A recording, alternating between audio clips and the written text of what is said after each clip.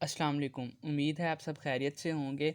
तो आज की जो हमारी वीडियो है ना, इंशाल्लाह आप लोग के लिए बहुत हेल्पफुल रहेगी, क्योंकि इसमें मैं आज आप लोग को बताने लगा हूँ ग्रॉस एनाटमी के बारे में कि आप लोग को पढ़ना किस तरह से है।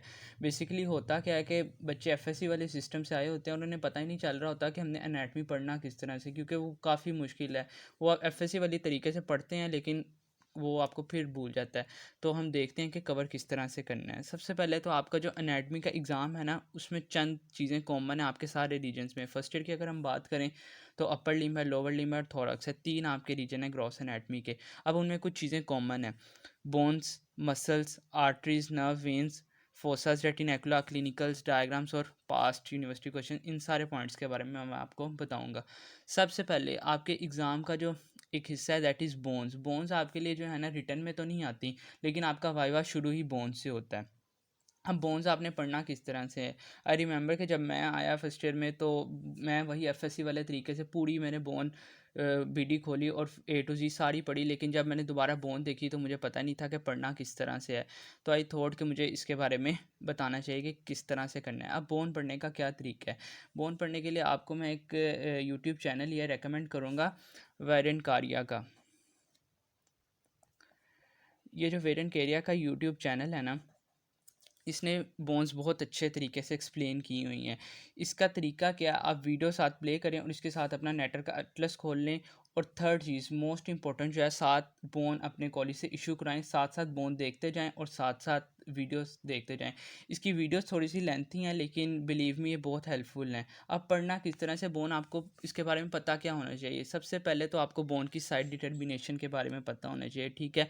फिर उसके बॉर्डर्स और उसकी सर्फेसिस के बारे में डिफरेंस पता होना चाहिए कि कितने बॉर्डर्स हैं और क्या कौन कौन सी सर्फेसिस हैं, ठीक है। इसके अलावा कुछ बोन्स पे ट्रिब्यूटरीज होती हैं। फॉर एग्जांपल हमारे पास डेल्टॉइड टिब्रोस्टी होती है, ह्यूमरस पे इसी तरह रेडियल टिब्रोस्टी, अल्नर टिब्रोस्टी, टिबियल टिब्रोस्टी, इन टिब्रोस्टीज का पता होना चाहिए, ठीक है। और इसकी जो अटैचमेंट है वो पता हो साथ के, इन पर लगता क्या है, ठीक है। अब ये तो हमारे पास साइड डिटर्मिनेशन के बाद चंद फीचर्स थे। अटैचमेंट्स आपको मसल्स की और इसके अलावा इन पे कुछ लिगामेंट्स जो इंपॉर्टेंट लिगामेंट्स हैं वो आपको पता होने चाहिए। बोन से आपने इस तरह से पढ़ना है, एक दफ़ा पढ़ के बुक पे उसके बाद रीड करें और इंपॉर्टेंट जो है वो हाईलाइट कर लें। कोशिश करें कि विजुअल व्यू में जो नेटर्स का एटलस है वहाँ से आप मसल्स को याद कर लें कि अपर 1/3 में ये मसल है, लोअर 1/3 में ये है, मिडल में ये है। इस तरह से आपको बोन्स इंशाल्लाह से कवर हो जाएंगी। जब आप बोन्स की मस्कुलर अटैचमेंट करेंगे ना, तो नेक्स्ट आपका पार्ट होता है मसल्स का। तो आपके 50% से ज़्यादा, बल्कि कह लें 80% तो मसल टेबल जो होता है ना वो वहाँ से ही तैयार हो जाता है। ओरिजिन इंजर्शन आपको बोन से ही पता चल जाती है। अब जो मसल टेबल है ना, इसकी भी एग्ज़ाम में बड़ी वेटेज है। हमारे पास अगर हम दो रीजन्स की बात करें, अपर लोअर लिम्ब, तो इनके 4 क्वेश्चंस होते हैं। 4 में से 90% चांस होता है कि एक क्वेश्चन आपका मसल टेबल से आए ही आए, ठीक है। अब हमारे एग्ज़ाम में तो 2 आए थे। अपर लिम्ब के 2 क्वेश्चन थे, उनमें भी एक मसल टेबल था और इसी तरह लोअर लिम्ब से भी एक मसल टेबल आया था। मसल टेबल के लिए जो बेस्ट चीज़ है ना दैट इज़ केएलएम। केएलएम बच्चे बस बुक देख के डर जाते हैं कि इतनी मोटी बुक है, लेकिन केएलएम के अंदर मसल टेबल बहुत अच्छे तरह लिखे हुए हैं। उसने टू द पॉइंट लिखा हुआ है, ठीक है। इसके अलावा जो बीडी में है ना, बीडी में भी लिखे हुए हैं लेकिन बीडी में बहुत एक्सटेंसिव लिखा है। इतनी एक्स्ट्रा इन्फॉर्मेशन है जो कि रिक्वायर्ड ही नहीं है हमारे लिए, इसकी कोई ज़रूरत नहीं है। तो इसके लिए मैं रेकमेंड आपको करूँगा कि केएलएम से मसल टेबल करें, ठीक है। इसके अलावा मसल के जो नाम्स हैं ना वो केएलएम में डिफरेंट लिखे हैं। फॉर एग्जाम्पल बीडी में अब लिखा हुआ है मसल्स ऑफ पेक्टोरल रीजन, तो अब उसमें अगर हम केएलएम की बात करें तो उसमें उसने एंटीरियर एक्सियोपेंडिकुलर मसल, पोस्टीरियर एक्सियोपेंडिकुलर मसल्स वही हैं, लेकिन उनकी जो सब मेन हेडिंग होती है वो चेंज है। अब एग्ज़ाम में वो केएलएम वाली हेडिंग देता है क्योंकि बच्चे उधर से पढ़ते नहीं हैं इतने, तो आपको मसल टेबल वहाँ से ही करने पड़ेंगे, ठीक है। और अगर आपको कुछ भी नहीं ना पता तो एटलीस्ट आपको उनकी नर्व सप्लाई और उनका एक्शन, ये 2 चीज़ें लाजमी पता हो मसल्स के हवाले से, ठीक है।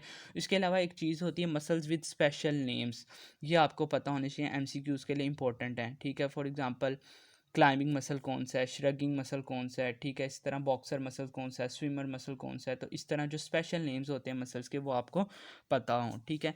नेक्स्ट चीज़, अब हमारे पास आर्टरीज, वेन्स और नर्व्स जो होती हैं इन रीजन्स में, इनमें सबसे जो इंपॉर्टेंट चीज़ है ना दैट इज़ नर्व्स, ठीक है। अब आर्टरीज, नर्व्स और वेन्स करने का तरीका क्या है कि इनको तो आप एटलस खोलें, मेजर कोर्स उसका देख लें कि वो चल किस तरह से। बीडी में उसने क्या किया हुआ है, आर्म का रीजन दिया हुआ है, ठीक है। उसमें उसने आर्म का कोर्स बता दिया ये है, फिर आगे डिफरेंट टॉपिक्स एक्सप्लेन किए हैं, फिर फोर आर्म का आगे जब रीजन शुरू हुआ है फिर फोर आर्म में अलग से बताया हुआ है, इसी तरह फिर हैंड में अलग से। इसका बेस्ट तरीका क्या है, आप एटलस से पिक्चर देखते जाएँ, उसकी विजुअलाइज़ेशन करते जाएँ और इसी इनकी अपेंडिक्स होगी बीडी में, ठीक है? अपेंडिक्स के अंदर उसने क्या किया होता है, उसने सारा कोर्स इकट्ठा लिखा होता है कि मतलब सपोज़ मीडियन नर्व की मैं बात करूँ तो जी वो आर्म में शुरू हुई लैटरल टू ब्रेकियल आर्टरी है, ठीक है? क्रॉस करेगी ब्रेकियल आर्टरी को, मीडियल आ जाएगी, क्यूबिटल फोसा में रन करेगी, फोर आर्म में इन 2 मसल्स के दरमियान पास करेगी, फिर रेटिनाकुला के डीप पास करके उसके हैंड के अंदर चली जाएगी। तो एक इकट्ठा कोर्स लिखा जो कि आपको याद करना आपके लिए आसान है बनिस्बत कि आप पहले हैंड का टॉपिक करें, उसमें रीजन में पढ़ें उसका कोर्स, फिर उसके अलावा फोर आर्म में पढ़ें, फिर हैंड में जाएँ, तो वो मिक्स हो जाता है, ठीक है? ये तो हमारे पास इसका कोर्स का आर्टरीज़ और नर्व्स का आपको जनरल मेजर कोर्स पता हो, ए टू ज़ी आपने सारा करने की ज़रूरत नहीं है, ठीक है? फिर आती हैं इनकी ब्रांचेज़। ब्रांचेज़ जो है ना, ये आपके पास मेजर चीज़ हैं। ये तो आपसे वैसे भी एग्ज़ाम में पूछ लेते हैं कि जी मीडियन नर्व की ब्रांचेज़ बताएँ, ठीक है? इसी तरह रेडियल नर्व की ब्रांचेज़ बताएँ। तो ब्रांचेज़ के आपको नाम पता होना है, आपने आगे उनका एरिया ऑफ डिस्ट्रीब्यूशन नहीं करना कि सिर्फ़ आपको नाम्स पता हों। नर्व्स में है ना, नर्व्स में आप सपोज़ कोई नर्व मस्कुलर ब्रांचेज़ देती है, क्यूटेनियस ब्रांचेज़ देती है। इनमें आपको ना ब्रांचेज़ में जो इनकी मस्कुलर ब्रांचेज़ हैं वो और क्यूटेनियस ब्रांचेज़ उनका पता हो। मस्कुलर तो आपकी वैसे ही तैयार हो जाएँगी ऊपर जब आप मसल करेंगे, तो मसल फॉर एग्ज़ाम्पल बाइसेप्स है तो जिसको जी मस्कुलो क्यूटेनियस नर्व सप्लाई करती है।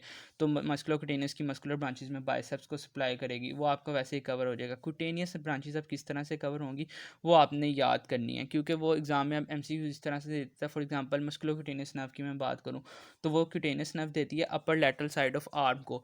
तो अब वो कह देगा जी हमारे पास एक पेशेंट आया, उसके ना अपर लैटरल साइड ऑफ आर्म पे सेंसेशन लॉस हो गई है, सिनेरियो इस तरह को कोई बना देगा, तो जी बताएं कौन सी नर्व डैमेज हुई है। तो अब हमें पता होगा कि मस्कुलोक्यूटेनियस नर्व ये क्यूटेनियस ब्रांच देती तभी तो उसकी सेंसेशन लॉस हुई है। तो आपको क्यूटेनियस ब्रांचेस जो है ना उनकी आपको एरिया ऑफ डिस्ट्रीब्यूशन पता होना चाहिए, ठीक है? वेन्स का एज सच कोर्स कोई भी नहीं पूछता आपसे, सिर्फ आपको ये पता हो कि कॉन्टिन्यूएशन किसकी है, ठीक है? फॉर एग्जांपल एक्सिलरी वेन है तो बेसिलिक वेन की कॉन्टिन्यूएशन है, ठीक है? ये पता और इनकी ट्रिब्यूटरीज के बारे में सिर्फ पता हो, नाम्स आपने जस्ट याद करने हैं, ठीक है? उसके बाद आते हैं फोसास होते हैं, इन रीजन्स इन रेटिनैकुलास होते हैं। अब रेटिनैकुलास और फोसास ये आपने इनकी बाउंड्रीज याद करनी है और कंटेंट्स याद करने हैं। कंटेंट्स भी क्या है, आपने सिर्फ नाम याद करने हैं। फॉर एग्जांपल लोअर लिम्ब में फेमरल ट्रायंगल होती है, तो उसमें आपने जी ये नर्व्स प्रेजेंट होती है, फेमरल नर्व प्रेजेंट होती है, femoral branch of genitofemoral nerve है, या इस तरह जो जो नर्व्स होंगी उनके सिर्फ नाम याद करने। ये नहीं है कि आगे फेमरल नर्व इसको सप्लाई करेगी, ये इसको सप्लाई करेगी, सिर्फ नाम्स पता हो।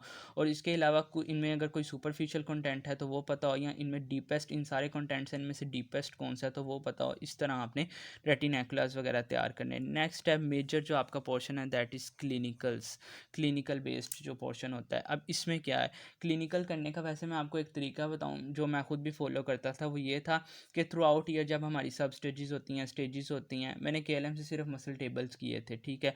क्लिनिकल्स में क्या करता था, बीडी वाले थ्रू आउट द ईयर करता जाता था, साथ साथ स्टेजेस में तैयार कर लिए। अब केएलएम लेकिन पेपर में क्या होता है, बीडी के तो आते हैं, बीडी के साथ KLM, BD plus KLM, KLM के क्लिनिकल्स बहुत इंपॉर्टेंट हैं for MCQs point of view भी अगर हम देखें। तो अब अगर हम सब कुछ ही साल के दौरान ही कर लेंगे तो लास्ट पे जाके फेड अप हो जाता है, बंदा कहता है मुझे आता है, लेकिन अगर हमने लास्ट पे जाके ना पढ़ा तो चाहे आप सारा साल भी पढ़ लें उसका कोई फ़ायदा नहीं है। इसलिए कुछ चीज़ें होंगी जो हमें लास्ट पे बचा के रखनी है।